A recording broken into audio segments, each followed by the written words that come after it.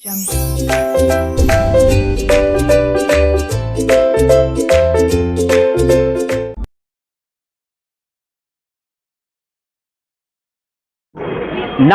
मित्रों, सहपाठियों एवं शिक्षक साथियों, आप सबों का इस ऑनलाइन और ऑफलाइन चैनल में स्वागत है। आज हम पढ़ेंगे ईवीएस के बारे में। ईवीएस में जो है 30 नंबर आता है। ईवीएस में 30 नंबर आता है, जिसमें 15 नंबर जो है प्रॉपर ईवीएस का जानकारी रहता है और 15 नंबर जो है पेडागोजी रहता है। ईवीएस में जो स्पेशल है वो ईवीएस वाले सर पढ़ाएंगे और पेडागोजी हम पढ़ाएंगे। तो ऑफलाइन वाले भी समझ लीजिए कि ऑनलाइन में है और ऑनलाइन वाले भी समझ लीजिए कि ऑफलाइन में है। तो सबसे पहला टारगेट हम रखेंगे कि शनिवार को जो टेस्ट का आयोजन होने वाला है उसमें हम कम से कम समय में कम मेहनत करके ज़्यादा नंबर कैसे लाएं। तो सबसे पहले हमें देखना है कि ईवीएस क्या है। पर्यावरण है। पर्यावरण का मतलब क्या होता है? परिजोर आवरण। परिजोर आवरण, बाहर का आवरण। उससे भी पहले हम देखेंगे कि ईवीएस कौन कौन क्लास तक पढ़ा जाता है। बताइए। ईवीएस क्लास 3 से 5। बहुत गलत जवाब है। पर्यावरण जो है क्लास 1 से ही पढ़ा जाता है। पर्यावरण क्लास 1 से ही पढ़ा जाता है। इसका प्रॉपर रूप से किताब में हम पढ़ते हैं 3 से 5। अब 6 में कैसे पढ़ते हैं?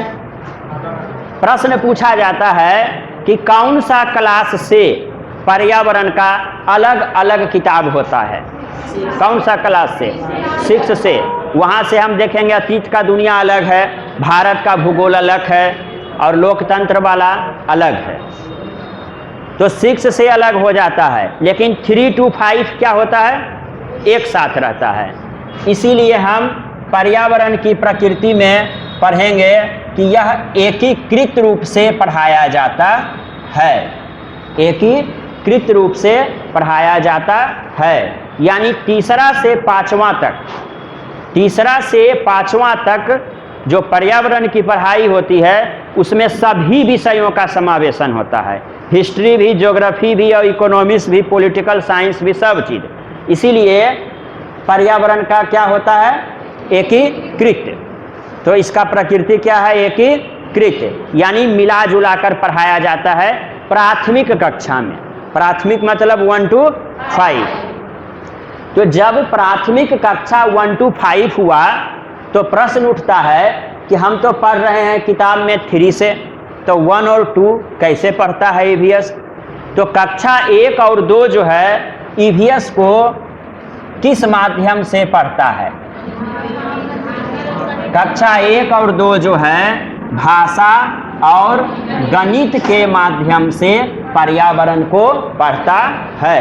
आप देखिएगा भाषा वाला किताब में राजा का कहानी रहेगा, जंगल का कहानी रहेगा, पूरा पर्यावरण का चर्चा रहता है। गणित में भी देखिएगा सारा उदाहरण उसी से उठाकर दिया हुआ रहता है। तो कक्षा 1 और 2 में बच्चा ईवीएस कैसे पढ़ता है? भाषा और गणित से। लग रहा है सीरियस हो रहे हैं ना।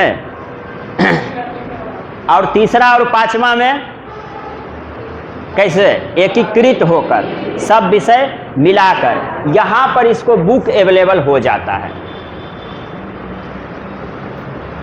और यहाँ पर स्पेशल ईवीएस का बुक नहीं होता है क्लास 1 और 2 में, लेकिन 3 to 5 में होता है, जिसमें सभी विषयों का समावेशन होता है। समावेशन किसे कहते हैं?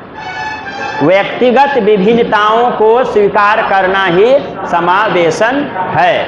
और समावेशन जब आए तो फिर एक और प्रश्न आता है कि समावेशन किस मनोवैज्ञानिक से संबंधित है? पियाजे से संबंधित है। और समावेशन से एक और प्रश्न आता है कि समावेशी कक्षा का मतलब क्या होता है?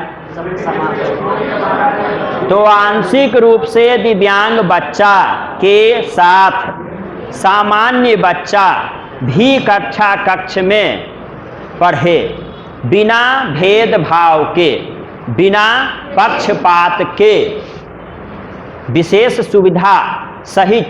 क्या क्या सुविधा होना चाहिए? तो यदि दिव्यांग है तो उसको चलने के लिए सीढ़ी ना होकर रैंप का अवस्था होना चाहिए। और क्या होना चाहिए? जिसको कम दिखता है उसको आगे बैठाना चाहिए, तो संशोधन भी करना चाहिए, तो उसके लिए विशेष सुविधा होनी चाहिए। और पढ़ने के लिए भी विशेष शैक्षणिक योजना होनी चाहिए, ताकि उस आंशिक रूप से दिव्यांग बच्चा को यह ना लगे कि मेरे साथ भेदभाव किया जा रहा है। और यह क्या है? कानून है। यदि आप ऐसा नहीं करते हैं तो आपको सजा हो सकती है। किस नियम के तहत? RTE 2009। किस आधार पर यह कानून बना? तो मानवतावादी आधार पर। तो समावेशन है सभी विषयों का। अब 6 to 8 से क्या होता है? सबका किताब अलग अलग हो जाता है।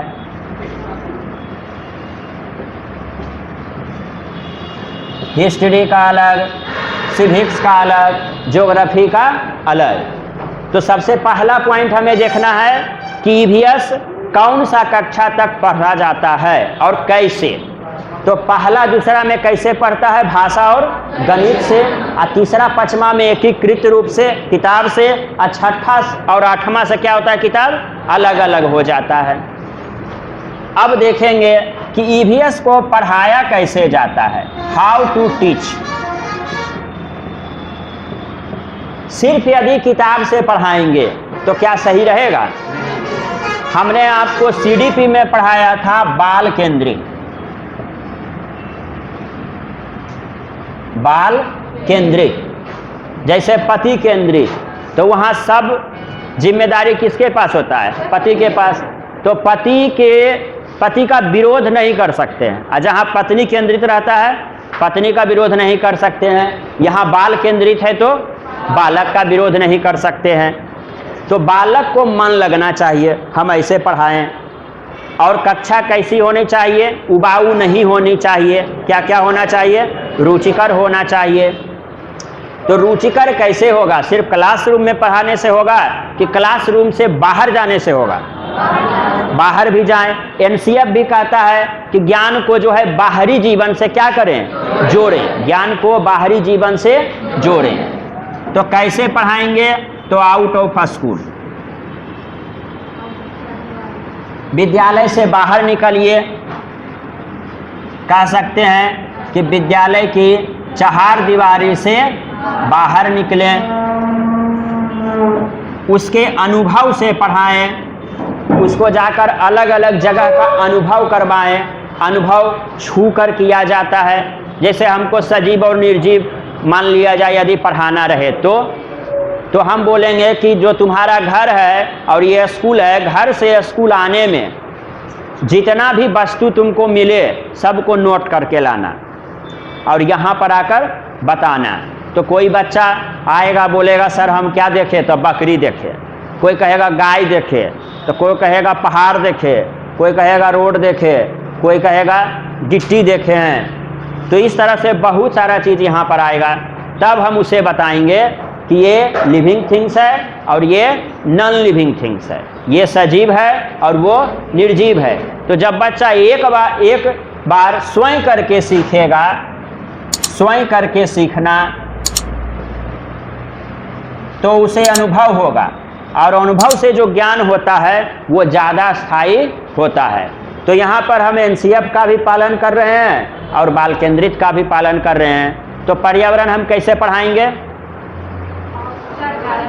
स्कूल से बाहर निकलकर, चहारदीवारी से बाहर होकर, NCF के अनुसार ज्ञान को बाहरी जीवन से जोड़कर, ज्ञान को बाहरी जीवन से जोड़कर।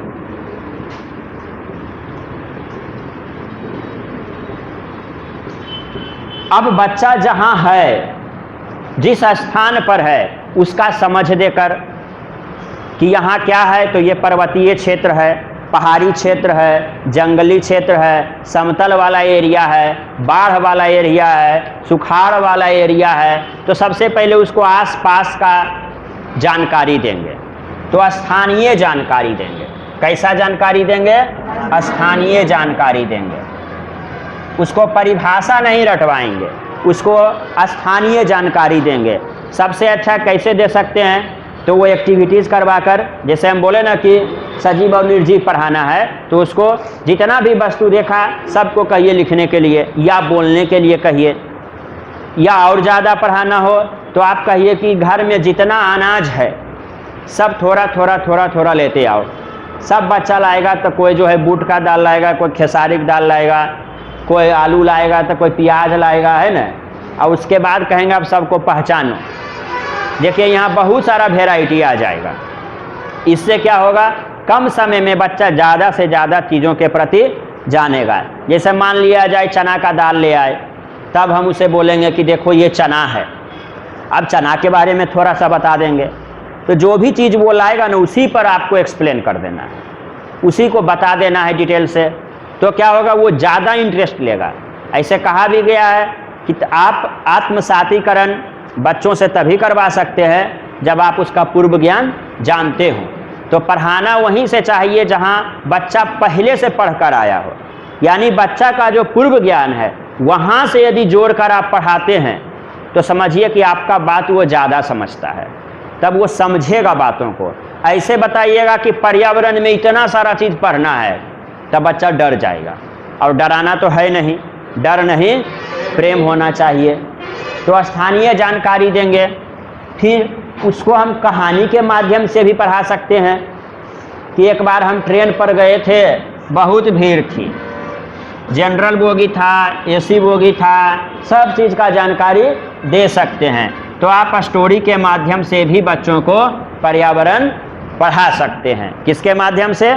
स्टोरी के माध्यम से भी आप पढ़ा सकते हैं। गतिविधि करवाकर भी आप बच्चों को पर्यावरण अच्छे तरीके से पढ़ा सकते हैं। अब आते हैं ईवीएस का 6 थीम। तो अभी तक हमने क्या देखा? ईवीएस कौन सा क्लास तक पढ़ाया जाता है, कैसे पढ़ाया जाता है, कैसे पढ़ाएंगे? तो आउट ऑफ स्कूल, चार दीवारी से बाहर अनुभव करके, वही जो बाल केंद्रित में जो हमने आपको बताया था ना, बाल केंद्रित में बताए थे कि कैसे बच्चों को पढ़ाना है, उसके बारे में सारा जानकारी उस वीडियो में भी देख सकते हैं। तो उसमें भी लिखा हुआ है कैसे पढ़ाना है। लर्निंग बाय डूइंग करके, जीवन से, जो बाहरी जीवन से जोड़कर, प्रत्यक्ष से, अप्रत्यक्ष से, टीएलएम से, शैक्षणिक उपकरण से, उपकरण के माध्यम से, ये सब चीज़ से हम क्या करते हैं? बच्चों को पढ़ाते हैं। अब हम देखेंगे ईवीएस। ईवीएस का थीम बहुत इम्पोर्टेंट है, हर बार एग्जाम में 1 नंबर इससे आता है। तो पर्यावरण का 6 थीम है। कितना थीम है? 6 थीम है। क्या क्या है? पहला परिवार एवं मित्र, दूसरा भोजन, तीसरा आश्रय, चौथा पानी, पांचवा यात्रा, और छठा हम जो काम करते हैं और बात करते हैं। अब इसको याद कैसे करेंगे? सबसे आसान तरीका बताते हैं कि मान लिया जाए कि हम लोग आगरा का ताजमहल देखने जा रहे हैं, है ना। तो किसके साथ गए? अकेले जाएंगे तो मज़ा नहीं आएगा, फोटो कौन खींचेगा?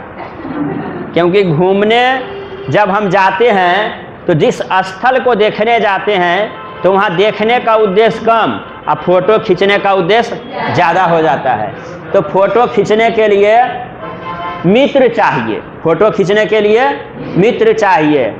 हम क्यों गए ऐसा प्रश्न नहीं पूछे, इसीलिए परिवार का कोई सदस्य भी साथ में होना चाहिए। और नहीं तो फिर आपकी पत्नी जो है लड़ना शुरू कर देगी कि आप अकेले अकेले चल गए हो, हमको छोड़ दिए। उसको भी लेते जाएं ताकि घर में कोई विवाद नहीं हो, और नहीं तो ताजमहल देख के आए और घर में विवाद शुरू, तो सब ताजमहल बेकार हो जाएगा। तो परिवार को ले जाएंगे ताकि कोई झगड़ा नहीं हो, और मित्र को ले जाएंगे ताकि फोटो खींचे। अब जाएंगे तो खाएंगे कि नहीं? खाएंगे। खाएंगे तो क्या? भोजन। और खाएंगे तो प्यास लगेगा कि नहीं? लगेगा न। तब पानी भी पीना है न। और खा पी लिए तो कहाँ रहेंगे? आश्रय लेना पड़ेगा कहीं ना कहीं, या तो दोस्त के यहाँ या तो होटल में। अब वहाँ पहुँचे कैसे? तो यात्रा करके। कैसे पहुँचे? अब जब सब कुछ वहाँ देख लिए, लौट आए, तब क्या करेंगे? किस्सा करेंगे, कहानी करेंगे। लेडीज रहेगी तो 2-4 लेडीज के पास जाके बैठ के कहेगी कितना सुंदर था, ऐसे था, वैसे था, है ना। पुरुष लोग अलग करेगा। तो हम जो काम करते हैं उसका बात करते हैं। तो सबसे पहले आगरा जाना है तो उसको क्या कहते हैं? यात्रा करना। क्या करना? यात्रा। तो सबसे पहले हम क्या करेंगे? यात्रा। किसके साथ? परिवार के साथ, ताकि घर आने पर विवाद ना हो। अब फोटो कौन खींचेगा? मित्र। क्या खाएंगे? भोजन। और उसके बाद क्या पिएंगे? और कहाँ रहेंगे? आश्रय। अब तो हो गया, 6 थीम हो गया ने। तो याद रहेगा ने, पर्यावरण का 6 थीम। यात्रा, यात्रा 1, परिवार मित्र 2, और भोजन 3, आश्रय 4, और पानी 5। छठा कौन बच गया? किस्सा गलबात भी होना जरूरी है, ताकि लोगों को पता चले कि हाँ हम आगरा गए थे, है ना। ज़्यादा उद्देश्य तो यही रहता है कि लोग हमको समझे कि हम भी घूमते हैं, है ना, पैसा वाला हैं। तो इसमें कोई दिक्कत नहीं। तो पर्यावरण का एक संक्षिप्त उदाहरण समझ में आ गया आपको, यानी ज़्यादा से ज़्यादा अनुभव करवाना है। देखिए, पर्यावरण का कोई स्पेशल CDP नहीं होता है। 15 नंबर जो पर्यावरण का CDP होता है, पेडागोजी जो होता है, 15 में 10 से 12 नंबर जो हम CDP में पढ़ते हैं ना। CDP का मतलब P से पेडागोजी। अब पेडागोजी 90 नंबर का होता है, लेकिन कंफ्यूजन रहता है कि 30 नंबर का है। P से पेडागोजी। पर्यावरण का पेडागोजी 15 नंबर, मैथ का पेडागोजी 15 नंबर, हिंदी का पेडागोजी 15 नंबर, और लैंग्वेज 2 का pedagogy 15 number. 60 number CD। C से चाइल्ड, बालक, और D से डेवलपमेंट, विकास। होता है विषय का नाम बाल विकास। CD बाल विकास, चाइल्ड डेवलपमेंट, बालक का विकास।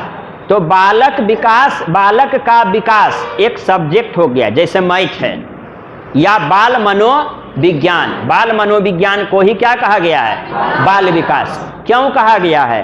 क्योंकि उसमें विकास के सभी पहलुओं, कौन कौन? शैक्षिक और सहशैक्षिक, शैक्षिक और का समावेशन है। और शैक्षिक और सहशैक्षिक से 2-3 प्रश्न आता है। पहला तो ये कि बाल मनोविज्ञान को बाल विकास क्यों कहा गया। दूसरा आता है पोर्टफोलियो, जिसमें डेटा रखना पड़ता है, किसका किसका? तो शैक्षिक और सहशैक्षिक का। तीसरा आता है CCE से संबंधित प्रश्न। तो CCE का फुल फॉर्म क्या होता है? Continuous comprehensive evaluation. पूछेगा प्रश्न CCE में पहला C का मतलब क्या है? सतत। सतत का मतलब निरंतर। फिर प्रश्न पूछेगा कि CCE में दूसरा C का मतलब क्या होता है? व्यापक। और फिर पूछेगा व्यापक का मतलब शैक्षिक और सहशैक्षिक। तो 3 और भी होता है, याद है क्या? मूल्यांकन तो हो ही गया। व्यापक, शैक्षिक और सहशैक्षिक में क्या चीज? सर्वांगीण विकास। हाँ, बाल केंद्रित में सर्वांगीण विकास का चर्चा है, जिसमें शैक्षिक और सहशैक्षिक दोनों आता है। तो इससे यही 4 प्रश्न आता है। तो इस तरह से हम बच्चों को पढ़ाएंगे। तो बाल मनोविज्ञान एक विषय है, और उसको कैसे पढ़ाएं? पेडागोजी, जैसे मैथ का पेडागोजी, वैसे बाल विज्ञान का पेडागोजी, बाल विकास का पेडागोजी। इसीलिए नाम हो गया CDP, चाइल्ड डेवलपमेंट पेडागोजी। तो पेडागोजी सबसे है। तो CDP में जो 30 नंबर का सिलेबस है, उसी से सब में, यानी EVS के पेडागोजी में, मैथ के पेडागोजी में 70 से 80% आता है। तो आपको लग रहा होगा कि हम सिर्फ CDP पढ़ रहे हैं, लेकिन नहीं, आप सीडीपी के साथ साथ ईवीएस का भी पेडागोजी पढ़ रहे हैं, मैथ का भी पेडागोजी पढ़ रहे हैं, सब विषय को आप टच कर रहे हैं। तो जो शनिवार को जो टेस्ट का आयोजन होने वाला है 90 नंबर का कि 150 का, 150 का, उसमें 90 नंबर पेडागोजी है। कैसे समझ में आ गया? उस 90 नंबर में लगभग 70 नंबर हम पढ़ा चुके हैं। तो यदि आप मेरे नोट्स को अच्छे से पढ़िएगा तो आपको 70 नंबर आ जाएगा। अब 20 नंबर तो आराम से आ जाएगा, थोड़ा मैथ में आ जाएगा, थोड़ा सा उसका पेडागोजी में आ ये क्या कहते हैं, हिंदी में गद्यांश में आ जाएगा, संस्कृत में आ जाएगा, तो मैथ में भी कुछ प्रश्न आ जाएगा, ईवीएस में भी आ जाएगा, ईवीएस भी पढ़ाया गया है, कल भी उसका क्लास होगा। तो क्या होता है कि 70 नंबर आपको आ जाएगा, 20 नंबर उधर से, यानी आप 150 में 90 नंबर शनिवार वाला टेस्ट में ला सकते हैं। इसमें कोई संदेह नहीं होना चाहिए कि हम नया हैं या पुराना। तो कुछ स्पेशल होता है 5 नंबर 7 नंबर का, जैसे पर्यावरण का 6 थीम। देखिए ये सीडीपी में आप नहीं पढ़े थे, पर्यावरण का 6 थीम ये किसमें है? स्पेशल है। तो स्पेशल को हमने देखा, ये सब भी आप पढ़े ही हैं बाल केंद्रित में, थोड़ा सा ये स्पेशल था, तो यही थोड़ा थोड़ा सा स्पेशल है, बाकी सब बाल केंद्रित से रिलेटेड है। अब थोड़ा सा भाषा को देखते हैं, लैंग्वेज फर्स्ट। अभी हम हिंदी का चर्चा करेंगे। हिंदी कैसे समझेंगे कि बच्चा का भाषिक विकास हो गया है? नंबर फर्स्ट, वह तेजी से पढ़े। दूसरा, वह समझकर पढ़े। पहले यही दोनों बताइए, स्पीड से पढ़ना मानक होगा कि समझना मानक होगा? आप पढ़े होंगे संप्रेषण, कम्युनिकेशन। कम्युनिकेशन कब होता है? हमारी बात को आप समझें और आप जब उसी बात को दूसरों को समझा दें तो भी समझ जाए और वो किसी तीसरे को समझा दे और धीरे धीरे यह श्रृंखला चलते रहे। ये क्या हो गया? संप्रेषण। तो भाषा सीखने का तात्पर्य क्या है कि संप्रेषणात्मक होना चाहिए। ऐसा नहीं कि हम बोलें तो आप समझें और आप बोले तो हम समझें, बस बात यहीं तक रह जाए। तो क्या ये सही चीज़ है? नहीं है सही चीज़। तो संप्रेषण होना चाहिए। तो तेजी से पढ़ना एक मानक नहीं है, पढ़कर समझना मानक है और समझकर फिर पढ़ना मानक है और फिर उसी तरह से समझा देना मानक है। ये कैसे होगा? यदि हम आपको एक टॉपिक दें कि भारत पर आप लिखिए, अब देखना है कि आप कंफर्टेबल फील किस में ज़्यादा करते हैं। पहला प्रश्न है कि आप भारत देश पर लिखिए, किसी को दे दे गाय पर लिखने के लिए, है ना, किसी को बिहार पर दे दे लिखने के लिए, और एक को बोलें कि आपको जो इच्छा है, जिस टॉपिक पर मन है उसी पर आप लिखिए। तो सबसे ज़्यादा अच्छा कौन लिखेगा? जिसको खुद से दिए हैं। तो सबसे अच्छा आकलन करने का तरीका क्या है कि बच्चा के ऊपर छोड़ दीजिए, फ्री छोड़ दीजिए कि आप अपने मन से लिखो, तभी वह स्वतंत्रता फील करेगा, फ्रीडम फील करेगा और अच्छे तरीका से लिखेगा। आप उसमें कुछ भी प्रेशर नहीं दीजिए। तो विचारों की अभिव्यक्ति होना जरूरी है। जो हम कहना चाहते हैं वो कह दें और दूसरों को समझा दें, तो समझिए कि भाषाई विकास मोटा मोटी हो गया। तो भाषा में हमने क्या देखा कि भाषा का आकलन कैसे करेंगे? तो उसको स्वतंत्रता देकर कि आपको जिस टॉपिक पर लिखना है लिखिए, खुद से लिखना शुरू कर दे, तो समझिए कि उसका आकलन सही तरीके से हो रहा है। यूँ कहिए इसको उल्टा करके कि जब बच्चा अपने विचारों की अभिव्यक्ति को लिख दे, चाहे राइटिंग खराब हो या अच्छा, स्लो रहे या फास्ट, उससे कोई मतलब नहीं है, तो समझेंगे कि बच्चा भाषा को सीख रहा है। जब सीखना आता है तो एक अर्जन भी आ जाता है। और अर्जन किसे कहते हैं? जब हम यूं ही जान जाएं, आसानी से जान जाएं, मेहनत कम लगे और सिर्फ हम उसमें शामिल रहें, यानी बालक शामिल रहे, तो ये क्या हो गया? अर्जन। कहाँ से सीखेगा? तब वातावरण से, पर्यावरण से, चारों ओर से, आसपास से, परिवेश से। तो देखिए यहाँ पर हम पर्यावरण को इस तरह से भी डिफाइन कर सकते हैं कि पर्यावरण का मतलब वातावरण। जब आप इंडिविजुअल अर्थ पर जाइएगा तो सबका अर्थ अलग अलग होगा, परंतु जब हम मिलाकर देखेंगे तो पर्यावरण, वातावरण, परिवेश, आसपास, चारों ओर, ये सब क्या होता है? एक ही होता है। एक ही चीज समझिए। तो कहाँ से बच्चा अर्जन करेगा? तो वातावरण से, परिवेश से, आसपास से, चारों ओर से। अब इसी में हम देखते हैं ये लेडी है, लैंग्वेज एक्विजिशन डिवाइस, भाषा अर्जन यंत्र। किसने बताया? चौमस्की ने बताया कि बच्चा जैसे ही गर्भावस्था से बाहर आता है तो उसके पास एक डिवाइस होता है, चिप होता है, वह एक्टिव हो जाता है और जो भी वहाँ का आसपास का भाषा होता है उसको वह सीखना, उसको वह ग्रहण करना शुरू करता है। क्योंकि बच्चा है तो उस समय बोलने का शक्ति होता नहीं है, और जैसे ही वह बड़ा होता है, जब बोलने लायक होता है, तो जो उसने ग्रहण किया वही डिलीवर करना शुरू कर देता है। तो यदि विदेश में रहेगा बच्चा, इंग्लैंड में रहेगा, तो अंग्रेजी अर्जन करेगा तो अंग्रेजी बोलना शुरू कर देगा। यहाँ रहेगा तो हिंदी शुरू कर देगा। तेलुगु भाषाई क्षेत्र में रहेगा तो तेलुगु बोलना शुरू कर देगा, मलयालम बोलना शुरू कर देगा। जहाँ जो रहेगा वैसा भाषा बोलना शुरू कर देगा। तो अर्जन में एक पॉइंट ध्यान देना है कि शिक्षक शामिल होता है कि छात्र? सिर्फ छात्र। और वहीं अधिगम में दोनों शामिल होता है। उसका उल्टा अधिगम में कठिनाई होती है, जैसे लैंग्वेज 2। तो प्राथमिक भाषा मेरा क्या है? प्राथमिक भाषा मातृभाषा, जन्मजात भाषा, जन्मजात भाषा,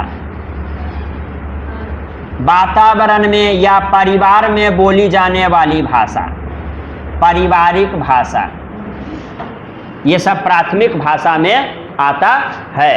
और ये सब क्या है? अर्जन है। तो भाषा में हमने क्या देखा कि प्राथमिक भाषा, मातृभाषा, जन्मजात भाषा, पारिवारिक भाषा, ये सब क्या है? अर्जन है। और द्वितीयक भाषा अधिगम हो जाएगा। दूसरा है कि आकलन करने का सही तरीका क्या है? तो बच्चों पर छोड़ दीजिए, एकदम देखिए ठेठ भाषा में है, बच्चों पर छोड़ दें। यानी बच्चा जिस पॉइंट पर सहजता महसूस करे, सहज हो लिखने के लिए, उसी पॉइंट पर उसको लिखने दें, तभी वह खुलकर भाषा को लिखेगा। इसमें एक और विशेष पॉइंट हमको देखना है, सुबोपली। ये क्या है? सुनना, बोलना, पढ़ना, लिखना। तो देखिए ये सब एक क्रम से होता है। सुनना, बोलना, पढ़ना और लिखना। सबसे पहले बच्चा क्या करता है? सुनता है, तब क्या करता है? बोलता है, उसके बाद पढ़ता है और उसके बाद लिखता है। तो इस क्रम को याद रखना है। प्रश्न आता है इसी से। वहाँ क्या करेगा कि सबसे पहले बोलना लिख देगा, पहले सुनता है। कहा भी गया है कि एक अच्छा वक्ता होने के लिए एक अच्छा श्रोता का होना अति आवश्यक है। तो सुबोपली, इसी में हम देखेंगे, इसी को कहते हैं भाषा कौशल। कौन कौशल? भाषा कौशल। तो क्या क्या है भाषाई कौशल? सुनना, बोलना, पढ़ना, लिखना। जब हम सुबोपली कर लिए, अब ध्यान देना है, जब हम सुबोपली कर लिए, सुन लिए, बोल लिए, पढ़ लिए, लिख लिए, तब कहा जाएगा, माना जाएगा कि हमें भाषा पर पकड़ है। तो जब हम कुछ अर्जन किए, अधिगम किए, तो कुछ काम करेंगे, तब हम कहीं बोलना शुरू करते हैं। हमको यदि कहीं भी बोलना रहेगा तो उससे पहले इतना सारा चरण से हमको गुजरना होगा, इसके बाद हम बोलने लायक होते हैं, कोई काम करने लायक होते हैं। जब हम वहाँ बोलेंगे तब क्या होगा? भाषा का उत्पादन। तो उत्पादन क्या है? क्या क्या उत्पादन हो रहा है भाषा में? तो 2 कौशल का होना जरूरी है, बोलना और लिखना। यदि आपको 10 लाइन बोलने आ गया उस भाषा में, 10 लाइन लिखने आ गया, तब यह समझा जाता है कि आप भाषा के अच्छे जानकार हैं। लेकिन प्रायः होता क्या है? बोलने के लिए तो आता है, लेकिन लिखने के लिए नहीं आता है। आप अपने आप पर 10 लाइन बोल सकते हैं, लेकिन लिखने बोलेंगे तब क्या होगा? 10 मिनट में 10 लाइन बोल दीजिएगा, लेकिन 10 लाइन को लिखने में आधा घंटा लग जाएगा, है ना? तो ये दोनों पर हमें ध्यान देना है। तो इसका उत्पादन क्या है? बोलना और लिखना। बोलना को ही वाचन कहा गया है और लिखना को ही लेखन कहा गया है। तो वाचन, लेखन, ये सब में कोई कन्फ्यूजन नहीं होना चाहिए। इसमें भी हम TLM का उपयोग करते हैं। TLM तो देखिए सब में आएगा, पढ़ाने का सिस्टम ही है। क्या क्या है पढ़ाने का सिस्टम?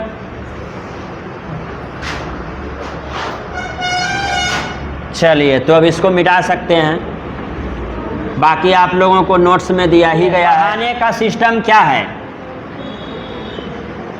सबसे पहले शिक्षक कक्ष में जाता है तो क्या करता है?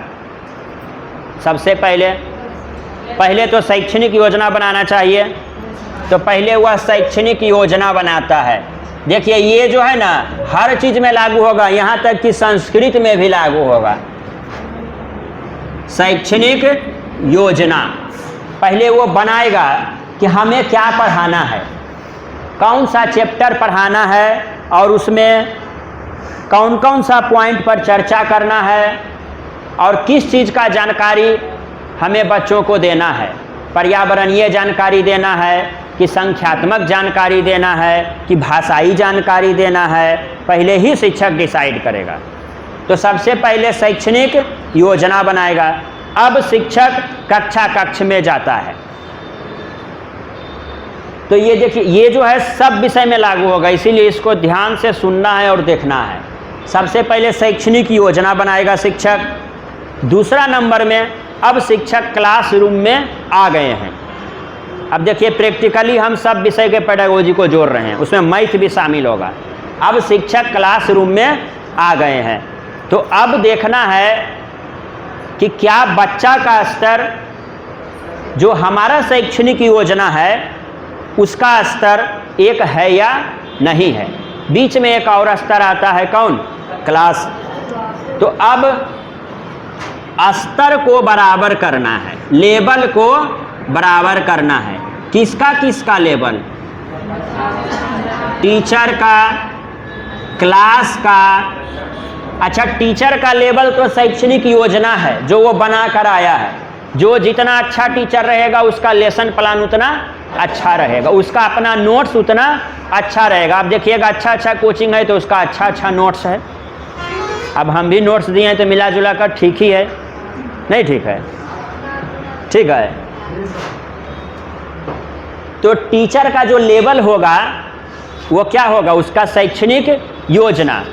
अब ये सब देखिए गूगल में नहीं मिलेगा, ये पर्सनल है कनेक्ट करने का। मेरा पढ़ाने का स्टाइल है कि हम पढ़ाएंगे CDP, लेकिन होगा सब विषय। तो टीचर का शैक्षणिक योजना, यदि मैथ के टीचर हैं तो बताइए वो कौन सा शैक्षणिक योजना बनाएंगे? मैथ का। यदि पर्यावरण के टीचर हैं तो किसका बनाएंगे? पर्यावरण का। यदि सजीव निर्जीव पढ़ाना है तो किसका शैक्षणिक योजना बनेगा? सजीव निर्जीव का। उसी में वो तय करेंगे कि हम बच्चा को कहेंगे बाहर से कि जितना भी वस्तु मिलता है सबको लेकर आओ या नाम लिख कर आओ।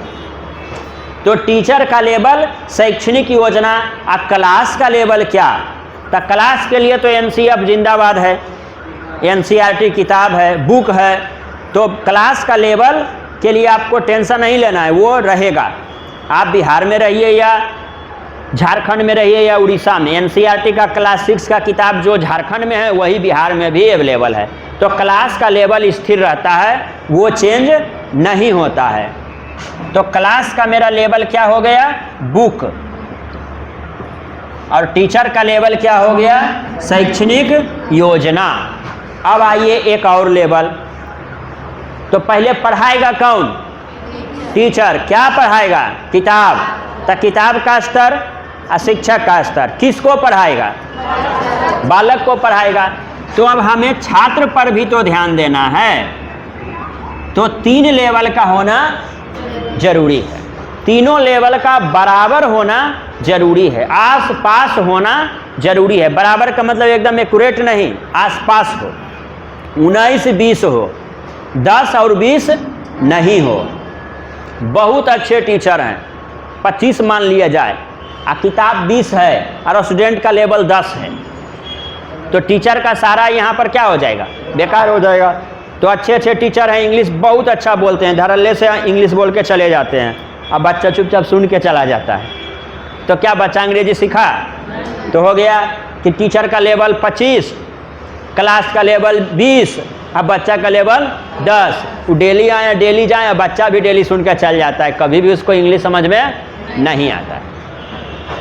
तो ये तीनों का लेवल इक्वल होना चाहिए, आसपास होना चाहिए।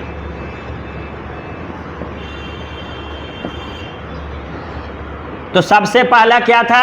शैक्षणिक योजना बनाना, फिर लेवल को सेम करना, आसपास लाना। इसके लिए शिक्षक क्या करता है? इसके लिए शिक्षक MLL निकालता है, मिनिमम लेवल ऑफ लर्निंग, न्यूनतम अधिगम स्तर, कि बच्चा कम से कम क्या जानता है। इसके लिए वह सभी छात्रों से प्रश्न पूछता है, आकलन करता है, तब उसे क्लास का लेवल पता चलता है। यदि स्टूडेंट का लेवल क्लास के लेवल से बहुत कम है, तो इसका मतलब है कि बच्चा उस विषय में बीमार है, बच्चा उस विषय में कमज़ोर है, तब उसे उपचार की ज़रूरत होती है। तो यहाँ 2 केस है। पहला कि स्टूडेंट का लेवल आसपास हो किताब के लेवल से, और दूसरा अलग हो, तब क्या करेगा? तब जो है शिक्षक उसका उपचार करेगा। क्या करेगा? उपचार, जिसे कहते हैं उपचारात्मक शिक्षण। यानी जितना कमी है लेवल में, उसको वह विशेष टाइम में, देखिए जो उपचारात्मक उपचार किया जाता है स्पेशल कंडीशन में। हम डॉक्टर के पास यूँ ही जाते हैं, डेली जाते हैं, जनरल वे में जाते हैं? नहीं, विशेष समय में जाते हैं, तो विशेष आ जाएगा। तो इसमें विशेष बच्चा, विशेष समय और विशेष योजना। तो शिक्षक विशेष बच्चा को विशेष समय देते हैं और विशेष शैक्षणिक योजना बनाते हैं।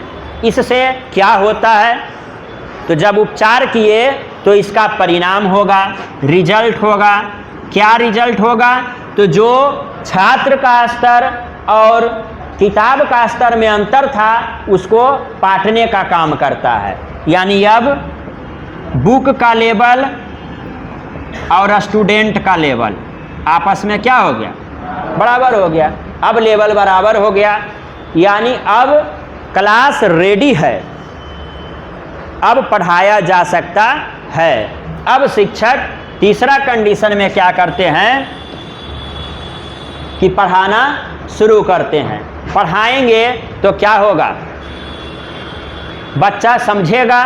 2 ही चीज़ ना होगा, या तो बच्चा समझेगा या तो नहीं समझेगा। ऐसा तो नहीं है कि कोई भी नहीं समझेगा, कोई तो समझेगा। तो कुछ बच्चा शिक्षक की बातों को स्पष्ट रूप से समझते हैं। अब देखिए क्लास रेडी है, तो पहला कंडीशन क्या था? शैक्षणिक योजना बनाना, और दूसरा क्या था? लेवल आसपास करना। अब क्लास रेडी है, अब शिक्षक किताब वाला तथ्य को, किताब वाला तथ्य को शिक्षक स्पष्ट तरीके से बच्चों को समझाते हैं। अब समझाते हैं तो कुछ बच्चे को बातें समझ में आती है और कुछ बच्चे को बातें समझ में नहीं आती है। अब जिस बच्चे को बात समझ में आ गई उसको एक किनारे अभी कर देते हैं, ठीक है। अब जिसको समझ में नहीं आया उसको दूसरा तरफ रख देते हैं। अब जिस बच्चे को बातें समझ में आई, अब वहाँ पर भी दो कंडीशन होगा। अब उस बच्चे को कुछ बातें समझ में आई होगी और कुछ बातें समझ में नहीं आई होगी। मान लिया जाए टीचर 20 लाइन पढ़ाए, 20 सेंटेंस पढ़ाए, तो दो कंडीशन है। यदि क्लास में 30 स्टूडेंट है तो 10 स्टूडेंट को 30 लाइन समझ में आया और 20 स्टूडेंट को कुछ भी समझ में नहीं आया। प्रायः ऐसा ही क्लास में होता है। अब ये 10 बच्चा का अलग स्टोरी है। अब इसमें भी दो तरह का बात होगा। अब उस 10 बच्चा को जो 30 लाइन सर पढ़ाए, हो सकता है उसमें 20 लाइन बहुत अच्छा से समझ में आ जाए और 10 लाइन अच्छा से समझ में नहीं आए। तो अगला बार जब वह 10 लाइन सर पूछेंगे तो बच्चा क्या करेगा? गलती करेगा, जिसे हम त्रुटि कहते हैं। क्या कहते हैं? त्रुटि। और अनधिगम, उसे क्या कहते हैं? त्रुटि या गलती या अनधिगम। तो जैसे ही 30 वाक्य जब बच्चा समझा तो इसका मतलब है कि अधिगम हुआ। और 20 लाइन बहुत अच्छा समझा और 10 लाइन एकदम नहीं समझा, 10 लाइन कम समझा। तो जिसमें कम समझता है उसमें गलती करता है, तो त्रुटि हो रहा है तो गलती भी हो रहा है, अनधिगम हो रहा है। कैसे? तो वो अच्छा से नहीं समझा था। तो अनधिगम होना इसका मतलब है कि अधिगम हुआ है, और जब अधिगम हुआ तो इसका मतलब है कि कुछ ना कुछ तो अनधिगम जरूर हुआ। इसीलिए त्रुटि, गलती, अनधिगम भी अधिगम का एक हिस्सा है। एक्यूरेट एकदम सेम टू सेम आता है सीटेट में, तो इस बात को ध्यान रखना है। इसे शिक्षक को क्या करना चाहिए? स्वीकार करना चाहिए, एक्सेप्ट करना चाहिए कि ठीक है गलती हो गया, तो अगला बार हम इसी गलती से सीखेंगे और ऐसा सिखाएंगे कि अगला बार बच्चा गलती नहीं करे। क्या बच्चा को दंड देगा? नहीं। तो इसको सकारात्मक रूप में लेना है, सुधारात्मक में लेना है, दंडात्मक में नहीं लेना है। अब आइए 30-20 वैसा बच्चा जो नहीं समझा, ठीक है। तो यहाँ हमने क्या देखा? जब शिक्षक पढ़ाने आते हैं तो कुछ बच्चे को बातें समझ में आती है, कुछ को नहीं आती है। अब जिन बच्चों को बातें समझ में नहीं आती है उसे शिक्षक अब गैर उदाहरण से समझाते हैं। गैर उदाहरण का मतलब क्या हुआ? किताब से तो समझाए तो समझा नहीं, अब हमको गैर उदाहरण लेना पड़ेगा। तो गैर उदाहरण जिंदगी के 3 चीज़ों से, क्या क्या? उसकी वास्तविकता से, उसके अनुभव से और उसके घटना से। तब शिक्षक अपने जिंदगी के वास्तविकता, अनुभव, घटनाओं के माध्यम से बच्चे को समझाते हैं। अब फिर 2 केस होगा, फिर कुछ बच्चा को समझ में आएगा, कुछ को नहीं आएगा। अब उसको क्या करेंगे? तो एक क्वेश्चन यहीं पर आता है कि अवधारणा को स्पष्ट करने के लिए शिक्षक क्या करेगा? ए स्पष्ट उदाहरण लेगा, बी गैर उदाहरण लेगा, सी दोनों में से कोई नहीं लेगा, डी दोनों लेगा, दोनों लेगा। इसके बाद भी जब बच्चा नहीं समझे तब हम टीएलएम के माध्यम से भी समझाते हैं। तो ये था दूसरा। तीसरा था कि स्पष्ट उदाहरण लेंगे शिक्षक, यानी कह सकते हैं विविध प्रकार के उदाहरण, और दूसरा स्रोत। अब उदाहरण भी 2 प्रकार का, कौन कौन? स्पष्ट और गैर। स्पष्ट बुक और गैर आउट ऑफ बुक, लाइफ से। सब बाल केंद्रित वाला वीडियो में सब कुछ ये बताया हुआ है। विविध प्रकार का उदाहरण और स्रोत लेंगे। उसके बाद भी जब नहीं होगा तब जो है शिक्षक किससे बताएगा? TLM से, टीचिंग लर्निंग मटेरियल, शिक्षण सहायक सामग्री, इसे उपकरण भी कहा जाता है। अच्छा, उपकरण भी बच्चों के लेवल का होना चाहिए कि नहीं? खिलौना जब हम बच्चों को देते हैं तो उसका भी लेवल चेक करते हैं कि 5 साल के बच्चा को दे रहे हैं तो कौन सा खिलौना दें, 10 साल का बच्चा को दे रहे हैं तो कौन सा खिलौना दें, लड़की को कौन सा खिलौना दें।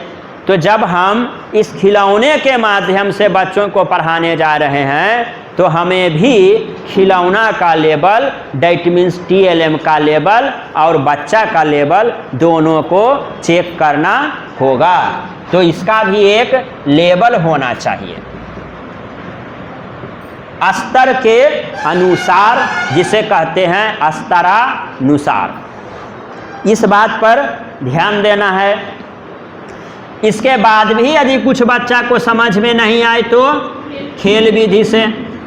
अच्छा, ये बताइए, खेल विधि से पढ़ाना सही बात कि गलत बात? सही बात है। खेल से पढ़ाने से बच्चों को क्या होता है? रुचि जगता है, इंटरेस्ट बढ़ता है कि नहीं? उसको मन लगता है और वहाँ शारीरिक व्यायाम भी होता है, तो उसका शारीरिक विकास भी हुआ, मानसिक विकास भी हुआ, और खेल से सामाजिक विकास भी होता है। आप पढ़े होंगे प्राथमिक समाजीकरण पहली बार परिवार, और दूसरी बार विद्यालय, और विद्यालय के बाद खेल का मैदान। कैसे आ गया मैदान? देखिए सामाजिक में, तो खेल के मैदान में समूह का निर्माण होता है, और जैसे ही समूह का निर्माण होगा तो बच्चों में नेतृत्व करने की क्षमता का विकास होगा, लीडरशिप का विकास होगा, एकता का परिचायक बनेगा, एकता का विकास होगा, समझेगा कि यूनिटी में क्या महत्व है, टीम भावना उसमें आएगी। उसके बाद वह खेलेगा, इसमें वो अपने आप को कम नहीं समझेगा। यदि इंडिविजुअल एग्जाम लेते हैं तो होता है कि इसने पास किया, यदि समूह में लेते हैं तो पूरा समूह पास किया, तो उस समूह में जो कमज़ोर बच्चा भी है उसको भी अपने आप में पॉजिटिव फील होता है कि हाँ हमारा टीम जीता, चाहे वो बैट्समैन रहे या फील्डर रहे, है ना, बॉलर रहे, सबको लगता है हम जीते हैं, सब अपने आप में गर्व का अनुभूति महसूस करता है। तो खेल विधि भी बच्चों के लिए क्या है? जरूरी है। खेल से हम पर्यावरण भी पढ़ा सकते हैं। देखिए पर्यावरण में भी चल जाएगा, हिंदी में भी चल जाएगा, मैथ में भी चल जाएगा। तो खेल बच्चों के लिए आनंददायी है, उसको पॉजिटिविटी फील होता है, सकारात्मक रूप से वह अभिप्रेरित होता है, वह अभिप्रेरित भी होता है। तो खेल विधि से भी पढ़ाएंगे। और कौन विधि से बताइए? नाटक, कहानी, अब बहुत सारा रख दीजिए, भाषण, वाचन, लेखन, गायन, और क्या क्या है, मंचन, जितना प्रकार का है सब लगा देंगे, उसको एकदम छोड़ना नहीं है।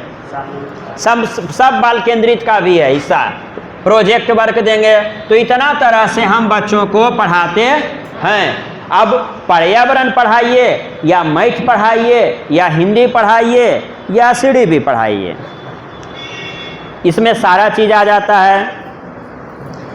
तो हिंदी हम देख लिए कि हिंदी में क्या है, प्राथमिक भाषा है। अर्जन अधिगम का भी वीडियो बना हुआ है, उसको भी देख सकते हैं, पिछला क्लास वाला नोट्स भी दे सकते हैं। कैसे आकलन करेंगे? तो बच्चों को फ्रीडम देकर। अब देखिए ये लग रहा है आपको 2 पॉइंट है, लेकिन जब आप प्रश्न पढ़ेंगे ना, इससे संबंधित प्रश्न जब मिलेगा तो यही 2 पॉइंट निचोड़ होगा उसका, और जब प्रश्न आएगा तब पता चलेगा। सुबोपली पर ध्यान देना है। भाषा कौशल 4 है, अब भाषा उत्पादन वाला कौशल 2 है। सुनना, बोलना, पढ़ना, लिखना, इसका क्रम भी कभी कभी पूछता है। त्रुटि, गलती, अनधिगम से भी प्रश्न पूछता है। और कैसे पढ़ाएंगे तो ये सारा चीज़ हम बता दिए हैं। अब थोड़ा सा मैथ देख लेते हैं,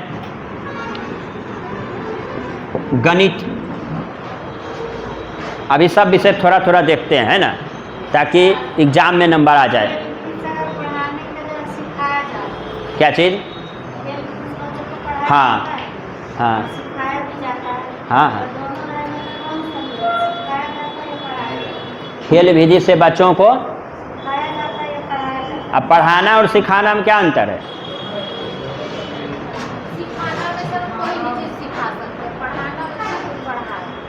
तो चलिए पहले एक्स्ट्रा चीज़ को रहने देते हैं, एक्स्ट्रा चीज़ को रहने देते हैं। अभी सबसे पहले हम ध्यान देते हैं शनिवार वाला क्लास पर, ठीक है? अब आइए मैथ, गणित की प्रकृति कैसी होती है। अब ये क्या है? ये क्या है? 5। अब ये मूर्त है कि अमूर्त है? ऐसा 5 कहीं पर है, देखे हैं? नहीं। यदि इसमें आम लग जाए तो इसको आप देखे हैं? इसको देखे हैं, है ना? जब हम गणित की समस्या को हल करते हैं तो 2 बातें सामने आती है। पहला, 2 तरह का समस्या। एक प्रश्न आएगा कि 2 जोड़ 3 बराबर क्या होता है, और दूसरा आएगा कि रमेश के पास 2 आम हैं, रमेश के पास 2 आम हैं, महेश ने रमेश को 3 आम और दे दिया, तो अब रमेश के पास कितने आम हैं? अब ये मत सोचिएगा कि आपसे पूछेंगे, क्योंकि आपसे पूछेंगे तो हो सकता है हम खा भी लें। नहीं, देखिए पहला जो कंडीशन है 2 जोड़ 3 बराबर क्या होगा, ये बच्चों के लिए बहुत आसान है, जल्दी सीख जाता है कि 2 अंगुली 1 2, 3 अंगुली 1 2 3, अब जोड़ दो 1 2 3 4 5, बन गया। बच्चा खुश, उसको लगा हम सीख गए। क्या ऐसा है? नहीं है। दूसरा, अब दूसरा में जैसे ही हुआ आता है कि रमेश के पास 2 आम है, महेश ने रमेश को 3 आम और दिया, तो कन्फ्यूजन में चला जाता है कि जोड़ होगा कि घटाव। अब समस्याएं उससे होती है। तो सबसे पहले हमें यह समझना है कि इसे कहते क्या हैं। इसे हम कहते हैं कौन समस्या? तो शाब्दिक समस्या। कौन समस्या? शाब्दिक समस्या, भाषिक समस्या, इबारती प्रश्न। कौन प्रश्न? इबारती प्रश्न। शाब्दिक और शाब्दिक का भाषिक देगा तो बन ही जाता है, लेकिन कभी कभी कंफ्यूज करने के लिए क्या देता है? इबारती प्रश्न। इबारती का मतलब इमरती नहीं होता है ना? इबारती प्रश्न भाषिक प्रश्न, भाषा में रहे, और इसे हम कहते हैं गणितीयकरण। क्या कहते हैं? गणितीयकरण। तो जब भी कोई भाषिक समस्या रहे तो सबसे पहले उसे गणितीयकरण करने के लिए सिखाया जाता है। उसके बाद बच्चा आराम से उसका समाधान कर लेता है। तो सबसे पहले हम उसे क्या सिखाएंगे? गणितीयकरण। तो गणित जो है एक अमूर्त है। गणित को हम देखते नहीं हैं, जोड़ है कि घटाव है कि गुणा है कि भाग है। ये कैसा है? अमूर्त है। अमूर्त से अमूर्त, प्रश्न अमूर्त होता है। देखिए ये कैसा है? प्रश्न है, अमूर्त है। न आम दिख रहा है, न रमेश दिख रहा है, न महेश दिख रहा है, कुछ दिख ही नहीं रहा है। ये मूर्त है? नहीं है, अमूर्त है। अब हम इसको बनाते कैसे हैं? हमको नहीं बनाना है, शिक्षक, हम लोग क्या हैं? शिक्षक हैं। बच्चा को कैसे बताना है? बच्चा कैसे बनाएगा? तो बच्चा को हम अमूर्त से मूर्त की ओर लाते हैं। अब हम उसको बताएंगे कि देखो 2 अंगुली है, या 5 पेन ले लेंगे और उसी में कहेंगे लो 2 पेन तुम ले लो और 2 पेन तुम ले लो। अब वो उसको दे देगा। अब बताओ कितना पेन बचा? तो 5 पेन को गिन लेगा, 1 पेन 2 पेन 3 पेन 4 पेन और 5 पेन। तो प्रश्न था अमूर्त। अब बनाया कैसे? मूर्त के माध्यम से। अब आंसर क्या लिखेगा? 5 कलम या 5 आम। फिर हो गया क्या? अमूर्त। अमूर्त, मूर्त, अमूर्त, मूर्त और उसके बाद मूर्त, अमूर्त, अमूर्त हो गया लास्ट में, फिर तो नहीं न दिखा। तो गणित की प्रकृति कैसी है? और यह व्यवस्थित है, क्रमबद्धता है, जोड़ घटाव गुना भाग, डायरेक्ट कोई भाग सीखता है? पहले जोड़, उसके बाद घटाव, उसके बाद गुना, उसके बाद भाग, धीरे धीरे धीरे धीरे ऊपर चढ़ता है। क्रमबद्धता है, संगतता है, अनुशासन से चलता है, सटीकता है, 2 जोड़ 3 बराबर 5 होगा तो होगा, इसमें कोई कन्फ्यूजन नहीं है, एकदम सटीक है। तो अभी मैथ में इतना ही ध्यान देना है। अच्छा, एक और चीज़ बार बार पूछता है कि कक्षा 1 से 5 में क्या क्या पढ़ना है, तो ये जान लीजिए कि कौन नहीं पढ़ना है, और एक्स वाई कहाँ से शुरू होता है? 6 से, तो 5वां तक है पढ़ना। तो प्राथमिक कक्षा में बीजीय व्यंजक नहीं पढ़ना है, और क्या नहीं पढ़ना है? कोण के बारे में भी नहीं पढ़ना है। अब जो आप ऑनलाइन वाला जो एग्ज़ाम देख रहे हैं उसमें कुछ शब्द आता है जो आपको कन्फ्यूज करता है। न्यूनतम कहेगा कि कौन न्यूनतम है, न्यूनतम आंसर होगा, न्यूनतम। एक रहेगा बचना चाहिए, देखिए ये सब शब्द हैं, बचना चाहिए, एक शिक्षक को किससे बचना चाहिए? ऑप्शन रहेगा सकारात्मकता से, नकारात्मकता से, समझ में बात आ रही है? तो ये निगेटिव, ये दोनों निगेटिव है। न्यूनतम अधिगम एकदम नाम मात्र का सीखा, यानी एक तरह से निगेटिव।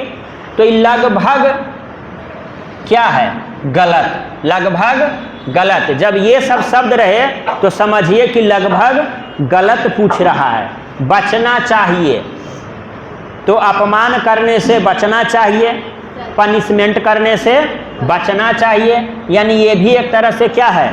गलत है। तो ये दोनों शब्द रहे तो समझ जाइए कि हमको सही उत्तर नहीं चुनना है बल्कि गलत उत्तर चुनना है।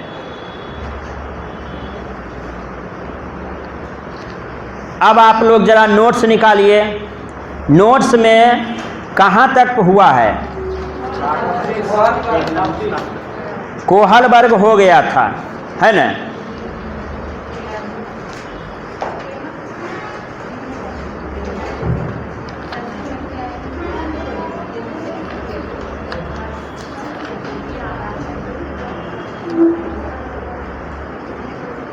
पियाजे, जीन पियाजे। तो अब हम जीन पियाजे पर संक्षिप्त चर्चा करेंगे। किस पर? जीन पियाजे पर। तो बताइए पियाजे ने कौन सिद्धांत दिया?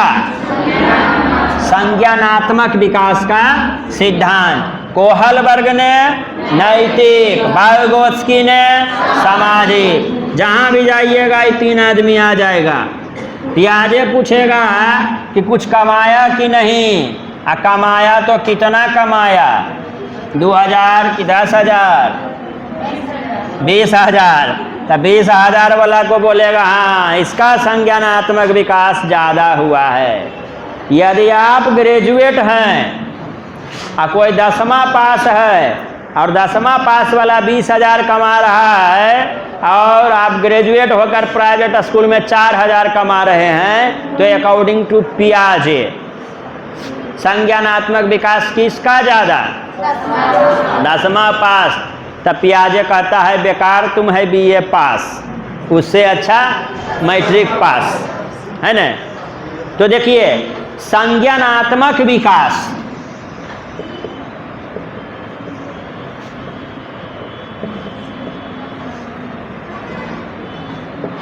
संज्ञान, इसका डिटेल पढ़ाएंगे जब इस चैप्टर को चलेंगे। और संज्ञान में क्या मिला? ज्ञान। कह सकते हैं जानकारी प्राप्त करना, नॉलेज, है ना? तो इंडिविजुअल किसी शब्द को परिभाषित नहीं करना है, अभी मिला जुला सरकार चलाना है, जैसे अभी चल रहा है तेजस्वी और किसका? नीतीश का। तो संज्ञानात्मक विकास तभी होगा जब आपके पास संज्ञान लेने का अनुभव होगा, और संज्ञान तभी लेंगे जब आपके पास ज्ञान होगा। इसको एक सरल उदाहरण में ऐसे समझिए कि एक रास्ता में कहीं एक्सीडेंट हो गया था। अब एक्सीडेंट हो गया था, बहुत लोग जमा हो गए, और जमा हो गए तो वहाँ पर 3 तरह का आदमी मिलता है। पहला सोचेगा अरे एक्सीडेंट हो गया, बहुत भीड़ है, कौन लफड़ाम पड़ता है, और स्पीड करके निकल जाएगा। उसको कोई जानकारी लेने से मतलब नहीं है, तो उसको भी बाहर कर दीजिए। दूसरा क्या होगा कि अब हमको भी प्यास लग गया हो, देखें बोतल। दूसरा आदमी आता है, सोचता है चलो देख लेते हैं, यदि कोई जाना पहचाना मिल जाए तो चलो देखते हैं। दूसरा गया, जानकारी लिया कि ना ये आदमी जाना पहचाना नहीं है, छोड़ो चलो, चल गया। तीसरा आदमी देखता, लगता है भीड़ है, कोई बात हो गया, वहाँ पहुँचता है, देखता है जाना पहचाना है या नहीं भी जाना पहचाना हुआ है, फिर भी वहाँ पर वो एक्टिव हो जाता है, तुरंत एम्बुलेंस को कॉल करता है या किसी भी अन्य माध्यम से उसको हॉस्पिटल पहुँचा देता है, और तब तक साथ रहता है जब तक कि वह व्यक्ति होश में ना आ जाए या उसका गार्जियन ना आ जाए। तो तीसरा व्यक्ति ना सिर्फ जानकारी लिया बल्कि संज्ञान भी लिया, उस पर रिएक्शन भी किया, जिसका एक प्रतिफल हुआ, आउटपुट हुआ। क्या? तो वह आदमी बच गया, उसे कुछ नहीं हुआ। अब ये बताइए कि पहला कंडीशन जो था कि जो कि देखा भी नहीं और गायब हो गया, क्या वैसा स्थिति में आदमी का जान बचेगा? नहीं बचेगा। दूसरा, जाना पहचाना नहीं था फिर भी चल गया, यानी जानकारी था लेकिन कुछ किया नहीं, तो वह आदमी बचेगा? नहीं बचेगा। किससे बचा? जिसने जानकारी भी लिया और एक्शन भी लिया, संज्ञान भी लिया, तो प्रतिफल क्या हुआ? वह व्यक्ति जीवित बच गया। तो सिर्फ जानकारी रखने से कोई काम हम कर सकते हैं? नहीं कर सकते हैं। तो कुछ फल मिलेगा? नहीं मिलेगा। तो प्रतिफल होने के लिए कार्य का होना जरूरी है, और कार्य का होने के लिए एक्शन का होना जरूरी है, संज्ञान लेना जरूरी है। और संज्ञान तभी लेंगे जब ज्ञान होगा, और बिना देखे भाग जाएंगे तो कभी संज्ञान होगा? तो बिना देखे भाग जाना डैट मीन्स नहीं पढ़ना, और दूसरा पढ़ना डैट मीन्स जानकारी लेना, यानी जाकर देखना कि कैसा है। और तीसरा, ना सिर्फ देखना बल्कि उसे समझना, और समझकर कोई कार्य करना, तब क्या मिलेगा? प्रतिफल। ये सारा चीज किसमें आता है? संज्ञानात्मक विकास में आता है। अब संज्ञानात्मक विकास का सिद्धांत से संबंधित, या कह सकते हैं उसको पढ़ने से पहले कुछ शब्द को जानना जरूरी है। जैसे क्या क्या है? अनुकूलन, समावेशन और आत्मसातीकरण। अच्छा, बच गया समायोजन। समायोजन, सबसे पहले तो ये शब्द को आप एकदम याद कर लीजिए कि ये शब्द किस मनोवैज्ञानिक से संबंधित है?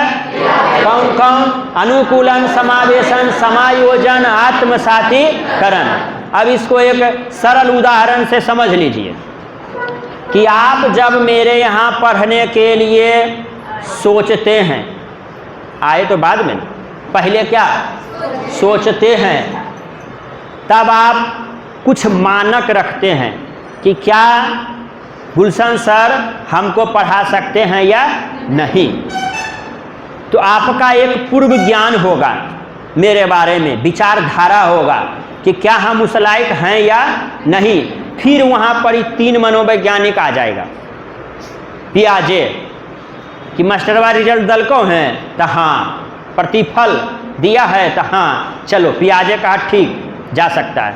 कोहलबर्ग, उसका कैरेक्टर कैसा है, तो आप पता करना शुरू कीजिएगा, या आपका परिवार पता करना शुरू कर देंगे, है कि नहीं।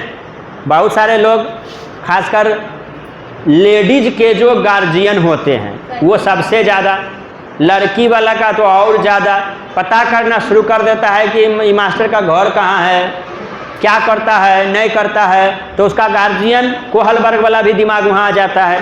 कैरेक्टर कैसा है, किसी को लेके भागे हैं कि नहीं लेके भागे हैं, सारा चीज़ पता करना शुरू कर देता है। यहाँ तक हुआ कि हमारे रिलेटिव से भी कुछ लोग पूछना शुरू कर देते हैं कि जो है वो कैसा है, गांव वाले से, समाज से, सब जगह से पता करता है। ये भले उसको पता नहीं रहता है कि सर को भी पता चल जाता है, हमको भी पता चल ही जाता है, जिससे पूछता है वही बता देता है। तो कोहलबर्ग आ गया, वाइगोत्स्की आ जाएगा कि मास्टर है सोशल की नहीं है, कि खाली पैसे के लिए करता है, मन से देता है कि नहीं, दिल से पढ़ाता है कि नहीं, क्या इंटरेस्ट है इसको सीटेट में, है ना। तो पियाजे, कोहलबर्ग, वाइगोत्स्की के बाद ही आप ब्रांच पर आते हैं या फ़ोन करते हैं कि हाँ चलो उससे पढ़ा जा सकता है। देखिए ये सारा चीज़ क्या था, जानकारी था, मेरे बारे में क्या था, जानकारी। तो सिर्फ इतना पता कर लेने से आप मेरे यहाँ पढ़ने आ सकते हैं? नहीं, इसके बाद आप एक्शन करते हैं, संज्ञान लेते हैं और आप बताए गए पता पर आते हैं और मिलते हैं। अब एक्शन लिए, जब आप यहाँ पर आते हैं तो फिर हम भी ये 3 काम करते हैं, फिर हमारा भी पियाजे, कोहलबर्ग, वाइगोत्स्की चालू हो जाता है। पैसा देने वाला है कि नहीं, नैतिकता कैसा है, लड़का सबको हम ज़्यादातर तो लड़का को देखते हैं, लड़की तो जान ही रहे हैं ठीक है ठाक होगी, कोई गड़बड़ नहीं होगा, न लड़ाई करेगी न झगड़ा। लेकिन लड़का में थोड़ा सा डाउट रहता है, जैसे लड़की वाला को लगता है मास्टर के प्रति कोहलबर्ग, तो हमको लगता है वाइगोत्स्की, कोहलबर्ग नहीं वाइगोत्स्की। सामाजिक विकास आ जाता है कि सोशल है कि अनसोशल है। लड़का हमारे यहाँ पढ़ने आएगा तो महिलाएं कंफर्ट फील करेगी कि नहीं करेगी। यदि हम फील कर लेते हैं वाइगोत्स्की के अनुसार, वाइगोत्स्की हमको कह देता है लड़का ठीक नहीं है, तो उसको भगाने के लिए हम उपाय सोच लेते हैं और उसको नहीं भगा ही देते हैं, है ना, ताकि क्लास संतुलित हो।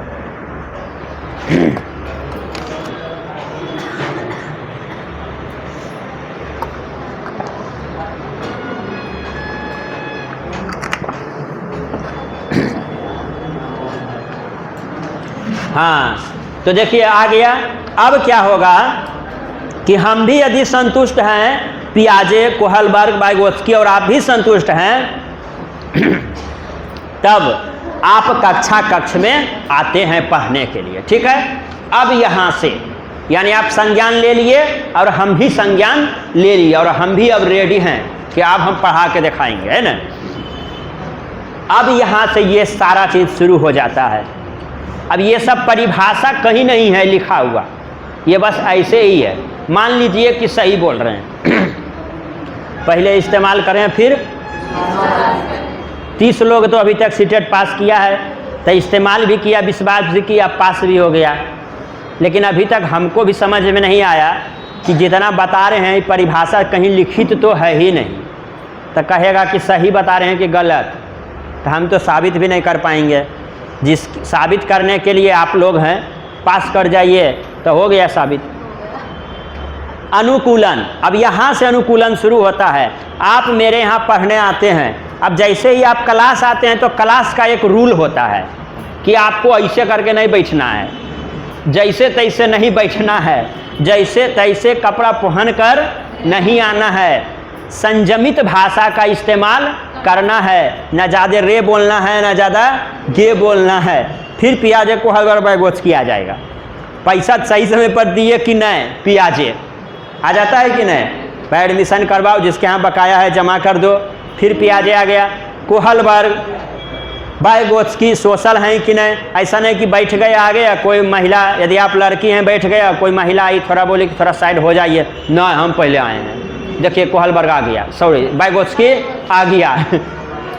और जो ज़्यादा एज वाली रहेगी वो आराम से चल जाएगी, लड़की एकदम मन बढ़ू हो के जो ना हम यहीं बैठेंगे, ऐसा होता है ना, हम देखते हैं लेकिन कुछ बोलते नहीं हैं। अब जो ज़्यादा एजेड रहती है सोचती है अरे अभी लड़की है रहने दो, शादी ब्याह होगा तो अपने सही हो जाएगी, बेचारी पीछे बैठ जाती है।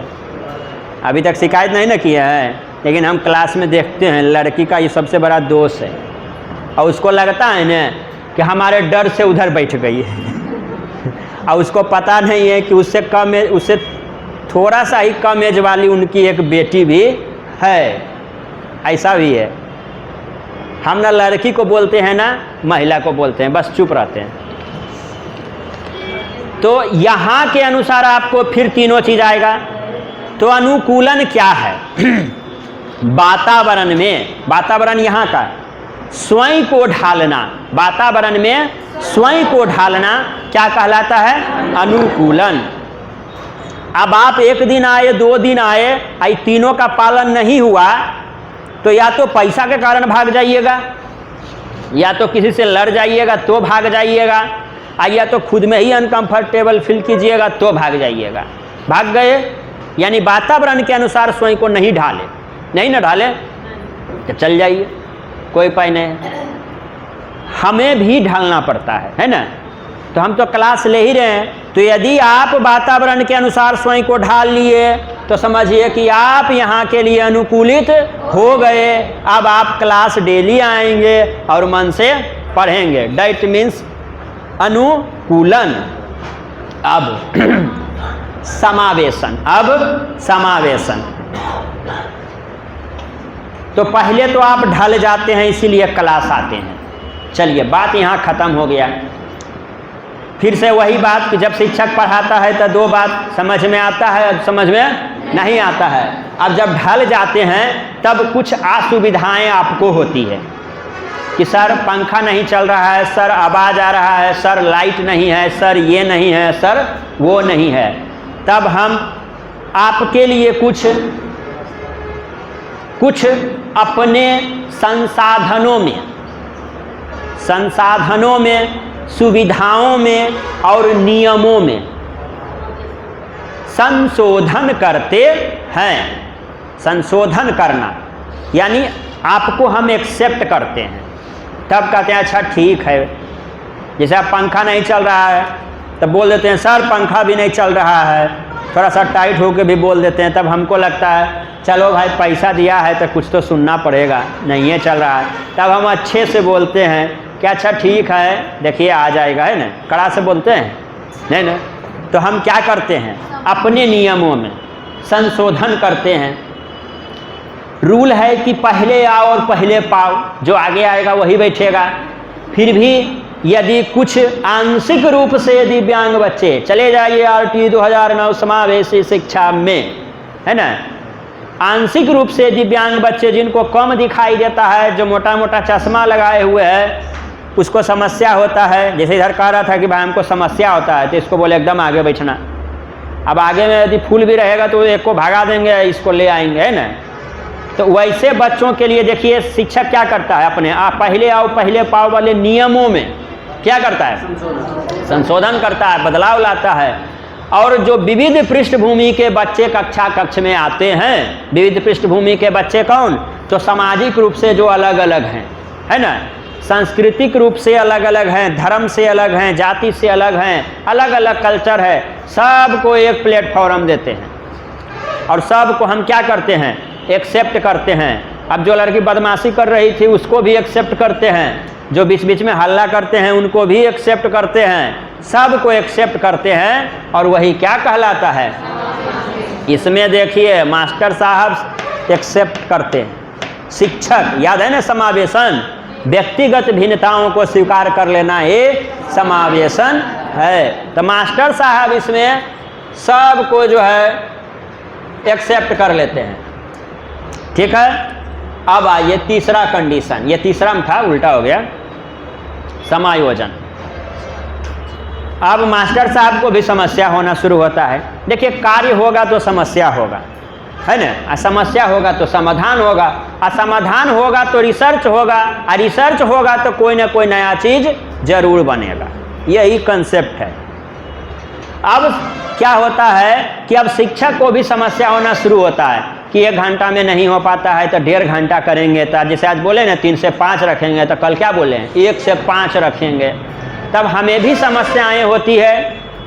तो अब शिक्षक को भी समस्या होना शुरू हुआ। अब किसका बारी है? स्टूडेंट्स का। अब स्टूडेंट भी एडजस्ट करेगा, अब आपको कल 1 बजे आना ही पड़ेगा। अब इसमें बोथ दोनों एडजस्ट करते हैं। टीचर तो पहले से ही करते आ रहा है, सबसे ज़्यादा तो टीचर ही करता है, तो टीचर पहले से यहाँ भी किया जाए कोहलबर्ग वाइगोत्स्की आ जाएगा।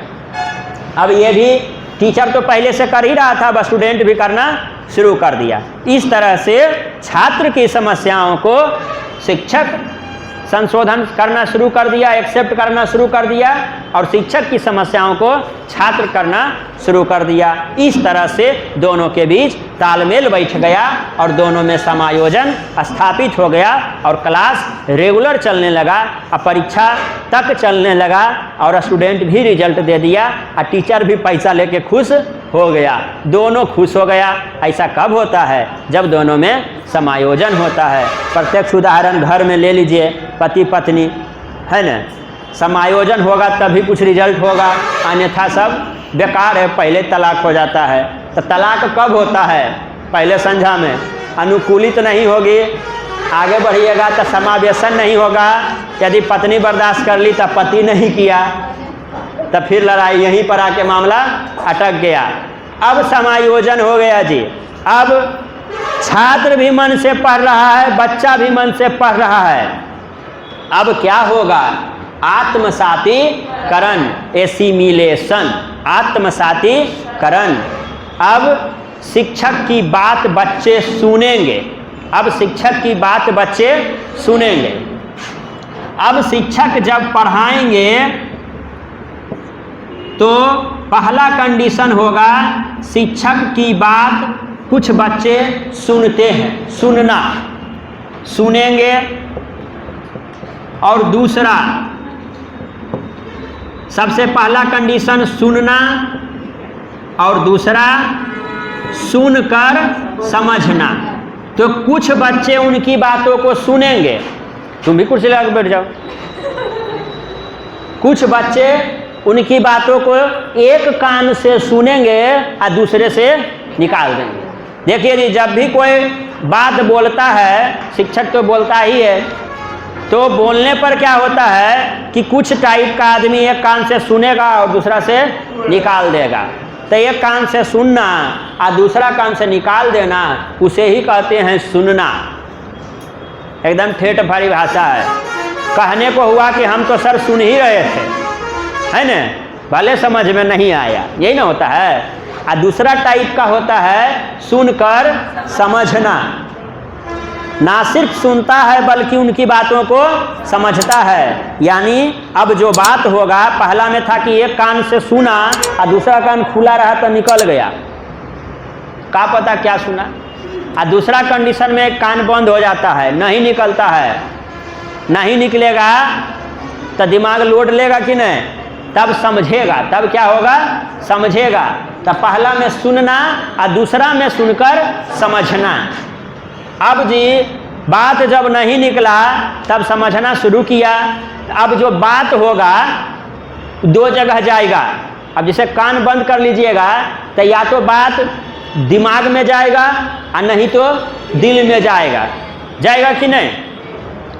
तो जो दोस्ती होता है वो दिमाग से होता है कि चाट खिलाने लायक है कि नहीं, फलना खर्चा करने लायक है कि नहीं, तब फ्रेंड बनेगा, नहीं तो फ्रेंड नहीं बनेगा। लेकिन जो प्रेम होता है वो दिमाग से होता है कि दिल से? हैं? दिमाग से प्रेम होता है। इसको प्रेम करके दिखाओ तो जरा। ऐसे करता है, बेटा बाप से नहीं प्रेम करता है, एक भाई दूसरा भाई से नहीं करता है, यानी तुम भाई से प्रेम नहीं करता है, नहीं करता है, या तो नहीं करता है या तो प्रेम के बारे में गलत समझता है। दो ही बात नहीं होगा, या तो ख्यालात गंदा होगा और नहीं तो कभी तुम आज तक प्रेम किया ही नहीं है। तो देखिए, जब बात एक कान से दूसरा कान से नहीं निकले, यदि दिमाग में जाएगा तो समझेगा, दिमाग में जाएगा तब समझेगा, लेकिन जब वही बात दिल में उतर जाए तो आत्मसातीकरण होगा। तब हम कहते हैं हम उसे आत्मा में बसा लिए हैं, यानी उसका बात दिल को छू गया है। तो आत्मसातीकरण का मतलब होता है उसकी बातों को आत्मसात करना। तो आत्मसात करने का मतलब है ना सिर्फ सुनना बल्कि सुनकर समझना और आत्मसात करना। तो क्या होता है, यहाँ दिमाग रख लीजिए और यहाँ लिखिए सुनकर समझना तथा दिल में समा जाना, दिल में बैठा लेना। अब वो ठेठ भाषा है, असली भाषा है आत्मसात करना, आत्मा में बसा लेना। तो आत्मसातीकरण कब होगा? अब फिर से प्रश्न आएगा, दोस्ती कब होगा? तो दिमाग लगा के, आप दिमाग लगा के फेसबुक पर 5000 फ्रेंड्स बना सकते हैं। तो 5 ऐसा फ्रेंड उसमें मिलेगा जिसकी बातों को आप आत्मसात करते हैं, या आपकी बातों को वो आत्मसात करता है? मुश्किल से मिलेगा। तो दोस्त बनाना आसान है, क्योंकि जितना दिमाग लगाइएगा उतना दोस्त हो जाएगा। जो कुछ नहीं पढ़ा है उसको भी 10 दोस्त है, जो ठेला चलाता है उसको भी 10 दोस्त है, जो चाय बेचता है उसको भी 10 दोस्त है, और आपको भी 10 दोस्त है। तो इसका मतलब क्या, आप ठेला चलाने के बराबर हैं, चलाने वाले के बराबर हैं? नहीं ना। अब क्या होगा कि आत्मसात करेगा। तो कैसे? तो दोस्ती तो दिमाग से हो गया, लेकिन प्रेम दिल से होता है। और दिल से दिल कब मिलेगा? जब पहला का दिल और दूसरा का दिल आस पास में हो, मैच करता हो, अन्यथा मिलेगा नहीं मिलेगा। तब पहला वाला का दिल, अब आ जाइए, ये तो हम सब का कहानी खिस्सा था। बच्चा के पास जाइए, यहाँ कोई प्रेम पाठ नहीं है। अब बच्चा के पास जाते हैं, पुस्तक वाला पाठ। अब हम किसको पढ़ाने गए? शिक्षक बच्चों को पढ़ाने जाता है, तब बच्चा का पूर्व ज्ञान, उसका दिल, अब मेरा दिल नया ज्ञान। हम कौन सा ज्ञान दे रहे हैं? नया ज्ञान। तब पूर्व ज्ञान के साथ पहला वाला दिल के साथ और दूसरा वाला दिल को जोड़ना, तो मतलब दिल से दिल मिल गया, तब तो आत्मा में बस गया। तब क्या होता है, माँ बाप का बात खराब लगता है, लेकिन गर्लफ्रेंड या पत्नी वाला बात बहुत अच्छा लगता है, क्योंकि माँ बाप वाला बात जो है ना दिमागे से समझते हैं। और कितना बार तो सुने और निकाल भी दिए, लेकिन जैसे ही बात आ जाता है गर्लफ्रेंड बॉयफ्रेंड वाला, तब क्या होता है, आराम से उसको समझते हैं, और उसे ना सिर्फ समझते हैं बल्कि आत्मसात करते हैं। तो ये बहुत फेमस क्वेश्चन है, आत्मसातीकरण क्या है? तब पूर्व ज्ञान के साथ नवीन ज्ञान को जोड़ने की प्रक्रिया आत्मसातीकरण कहलाती है। कौन सा मनोवैज्ञानिक, कौन सा विकास? तो आज हम इतना ही देखेंगे कि अनुकूलन क्या है। तब वातावरण में स्वयं को ढालने की प्रक्रिया, यानी आप पढ़ने के लिए आ गए तो अनुकूलित हो गए, और डेली पढ़ने के लिए आ रहे हैं तो शिक्षक कुछ एडजस्टमेंट किया है। और यदि आप भी एडजस्टमेंट कर लिए, आप भी संशोधन कर लिए, दोनों का हो गया तो समायोजन। अब पूर्व ज्ञान के साथ नवीन ज्ञान मिल गया तो आत्मसातीकरण। कोई दिक्कत?